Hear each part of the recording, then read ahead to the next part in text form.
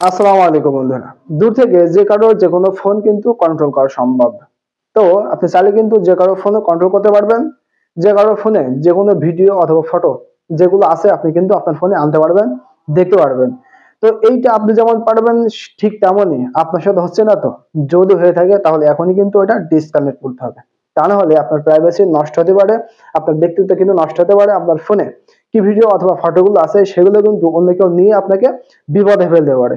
তাই এখনই এটা রিমুভ করুন আর সাথে সাথে নিজের পার্সোনালিটি রক্ষা করুন। তো এটা কিভাবে করবেন চলুন দেখে নিই। এর আগে যারা আমাদের চ্যানেল নতুন অবশ্যই চ্যানেলটি সাবস্ক্রাইব রাখবেন। অলরেডি যারা করেছেন অসংখ্য ধন্যবাদ। ভিডিও ভালো লাইক করবেন, সুন্দর একটু কমেন্ট করবেন। ফেসবুক পেজ থেকে দেখে থাকলে অবশ্যই আমাদের পেজটি ফলো দিয়ে রাখবেন। আপনি চাইলে ভিডিওটি শেয়ার করে এখনই আপনার টাইমলাইনে রেখে দিতে পারেন। এখন যদিও প্রয়োজন না হয় পরবর্তীতে কিন্তু এই ভিডিওটি আপনার অনেক কাজে আসবে।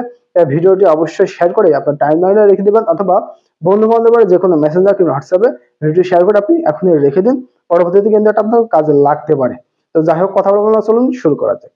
তো বন্ধুরা প্রথমে আপনারা চলে আসবেন আপনাদের ফোনের এই গুগল ফটোতে। এটা কিন্তু সবার ফোনে আছে, খুঁজে বের করবেন। এবার এখানে ক্লিক করবেন। এখানে ক্লিক করার পর এখন উপরে ডান কোণে লক্ষ্য করলে প্রোফাইল আইকন দেখতে পাচ্ছেন জিমেইলের, তো এখানে ক্লিক করে দিবেন।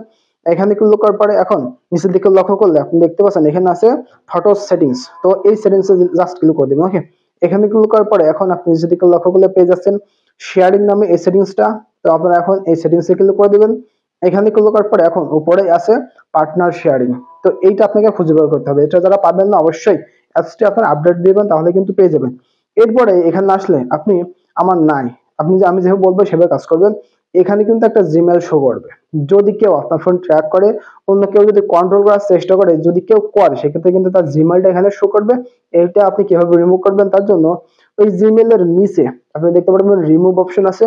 রিমুভে জাস্ট ক্লিক করবেন। ক্লিক করার সাথে সাথে কিন্তু জিমেলটা রিমুভ হয়ে যাবে। আর এভাবে খুব সহজে এই সেটিংসটা আপনি করতে পারবেন। আপনার ফোনও সুরক্ষিত থাকবে, আপনার পার্সোনালিটিও কিন্তু রক্ষা পাবে।